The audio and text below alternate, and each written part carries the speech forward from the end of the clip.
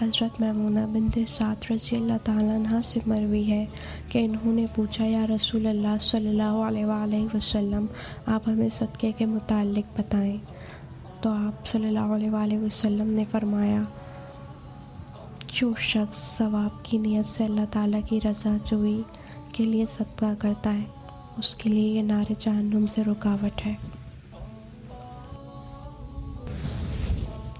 رسول اللہ صلی اللہ علیہ وآلہ وسلم نے ارشاد فرمایا جب اللہ تعالیٰ نے زمین کو پیدا کیا تو وہ ہچکولے کھاتی تھی، پھر اللہ نے پہاڑ کو پیدا کیا اور اسے حکم دیا کہ وہ زمین تھامے رکھے، چنانچہ وہ ٹھہر گئی۔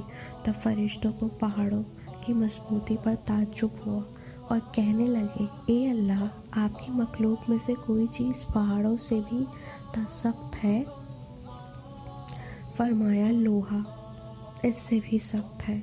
پوچھا لوہے سے بھی زیادہ سخت کوئی چیز ہے؟ فرمایا آگ۔ پوچھا کوئی آگ سے بھی زیادہ سخت؟ فرمایا پانی۔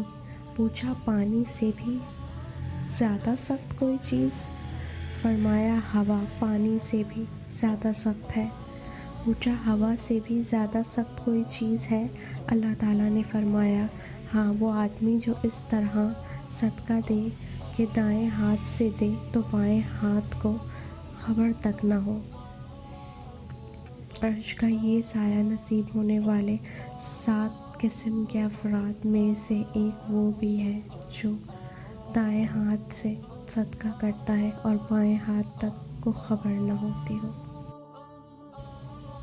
حضرت ابو ہریرہ رضی اللہ تعالیٰ عنہ سے روایت ہے کہ رسول اللہ صلی اللہ علیہ وآلہ وسلم نے ارشاد فرمایا ہر انسان کے ذمے ہے کہ ہر دن جس میں سورج نکلتا ہے اپنے بدن کے ہر جوڑ کی طرف سے اس کی سلامتی کے شکرانے میں ایک صدقہ ادا کرے۔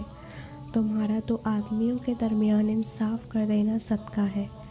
کسی آدمی کو اس کی سواری پر بٹھانے میں یا اس کا سامان اٹھا کر اس پر رکھوانے میں اس کی مدد کرنا صدقہ ہے۔ اچھی بات کہنا صدقہ ہے۔ ہر وہ قدم جو نماز کے لیے اٹھاؤ صدقہ ہے، اور راستے سے تکلیف دہ چیز کو ہٹا دو یہ بھی صدقہ ہے۔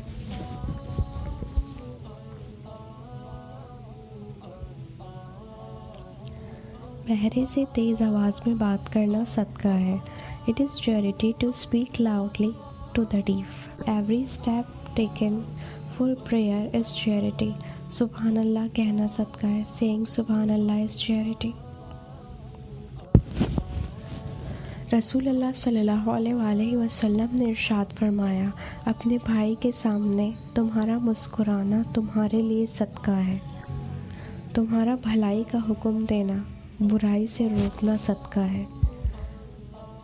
بھٹک جانے والی جگہ میں کسی کو رستہ دکھانا صدقہ ہے۔ پتھر کاٹنا اور ہڈی کو رستے سے ہٹا دینا صدقہ ہے۔ اپنے ڈول سے بھائی کے ڈول میں پانی ڈالنا تمہارے لیے صدقہ ہے۔ ثواب کی نیت سے اپنے اہل و عیال پر خرچ کرنا بھی صدقہ ہے۔ اچھی بات منہ سے نکالنا بھی ایک صدقہ ہے۔ ہر قدم جو نماز کے لیے اٹھتا ہے وہ بھی صدقہ ہے۔ سب سے افضل صدقہ آپس میں صلح کروانا ہے۔ ہر ملنے والے شخص کو سلام کرنا بھی صدقہ ہے۔ اور جو چیز تم اللہ کی راہ میں خرچ کرو وہ اس کے بدلے اور دے گا، اور وہ سب سے بہتر رزق دینے والا ہے۔ رسول اللہ صلی اللہ علیہ وآلہ وسلم نے ارشاد فرمایا تو اپنے ہاتھ سے کام کر کے خود نفع حاصل کرے اور صدقہ بھی دے۔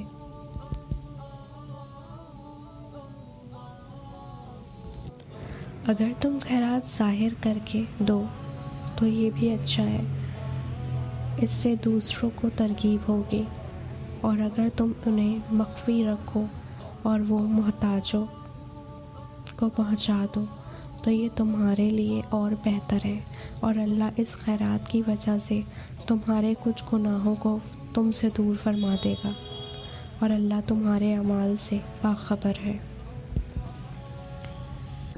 رسول اللہ صلی اللہ علیہ وآلہ وسلم نے ارشاد فرمایا نیکی کے کام کرے اور برے کاموں سے روکے تو اس کے لیے یہی صدقہ ہوگا۔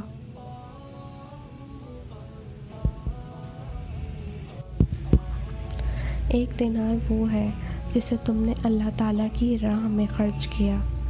ایک دینار وہ ہے جسے تم نے غلام کی آزادی کے لیے خرچ کیا، اور ایک دینار وہ ہے جسے تم نے مسکین پر صدقہ کیا، اور ایک دینار وہ ہے جسے تم نے اپنے اہل خانہ پر خرچ کیا۔ ان میں سب سے زیادہ اجر اس دینار پر ملے گا جسے تم نے اپنے اہل خانہ پر خرچ کیا۔ اے ایمان والو، اپنے صدقات احسان جتا کر اور دکھ دے کر اس شخص کی طرح برباد نہ کر لیا کرو جو مال لوگوں کے دکھانے کے لیے خرچ کرتا ہے اور نہ اللہ پر ایمان رکھتا ہے اور نہ روز قیامت پر۔ اس کی مثال ایک ایسے چکنے پتھر کی سی ہے جس پر تھوڑی سی مٹی پڑی ہو، پھر اس پر زوردار بارش ہو تو وہ اسے پھر وہی سخت اور صاف پتھر کر کے ہی چھوڑتے۔ سو اپنی کمائی میں سے ان ریاکاروں کے ہاتھ کچھ بھی نہیں آئے گا، اور اللہ کافر قوم کو ہدایت نہیں فرماتا۔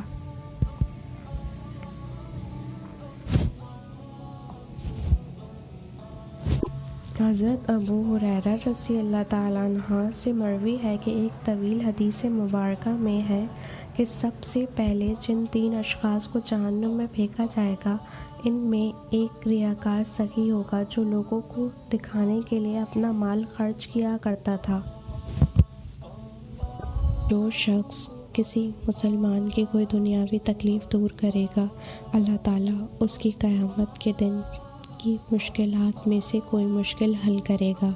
جو شخص دنیا میں کسی تنگ دست کے لیے آسانی پیدا کرے گا، اللہ تعالیٰ دنیا اور آخرت میں اس کے لیے آسانی پیدا فرمائے گا۔ اور جو شخص دنیا میں کسی مسلمان کی پردہ پوشی کرے گا، اللہ تعالیٰ دنیا اور آخرت میں اس کی پردہ پوشی فرمائے گا۔ اللہ تعالیٰ اس قدم تک اپنے بندوں کی مدد کرتا رہتا ہے جب تک بندہ اپنے بھائی کی مدد میں لگا رہتا ہے۔ قیامت کے دن سب سے پہلے جس شخص کے متعلق فیصلہ کیا جائے گا وہ ہوگا جس پر اللہ تعالیٰ نے وصیت کی اور اس کو ہر قسم کا مال عطا کیا۔ اسے قیامت کے دن بلایا جائے گا اور وہ نعمتیں دکھائی جائیں گی۔ جب وہ ان نعمتوں کو پہچان لے گا تو اللہ تعالیٰ فرمائے گا، تو نے ان نعمتوں سے کیا کام لیا؟ وہ کہے گا، میں نے تیرے عطا کردہ مال ہر اس راستے پر خرچ کیا جس راستے پر مال خرچ کرنا تجھے پسند ہے۔ اللہ تعالیٰ فرمائے گا، تو جھوٹ بولتا ہے، تو نے یہ کام اس لیے کیا تاکہ تجھے سخی کہا جائے، سو دنیا میں تجھے سخی کہا گیا۔ پھر اس ریاکار سخی کو منہ کے بل جہنم میں ڈالنے کا حکم دیا جائے گا اور پھر اسے آگ میں ڈال دیا جائے گا۔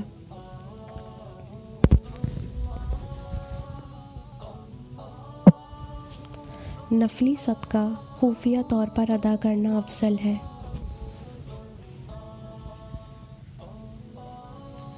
رسول اللہ صلی اللہ علیہ وآلہ وسلم نے ارشاد فرمایا، صدقہ گناہ کو ایسے مٹاتا ہے جیسے پانی آگ بجھاتا ہے۔ رسول اللہ صلی اللہ علیہ وآلہ وسلم نے ارشاد فرمایا، پانی 3 سانسوں میں پینا زیادہ سیر کرنے والا، زیادہ شفا دینے والا، زیادہ بھوک لگانے والا اور زیادہ پیاس مٹانے والا ہے۔ رسول اللہ صلی اللہ علیہ وآلہ وسلم نے ارشاد فرمایا، اللہ کی قسم، اگر اللہ تعالیٰ کی رحمت نہ ہوتی تو نہ ہم ہدایت پاتے، نہ صدقہ دیتے اور نہ ہی نماز پڑھتے۔ Like, comment, share and subscribe my channel.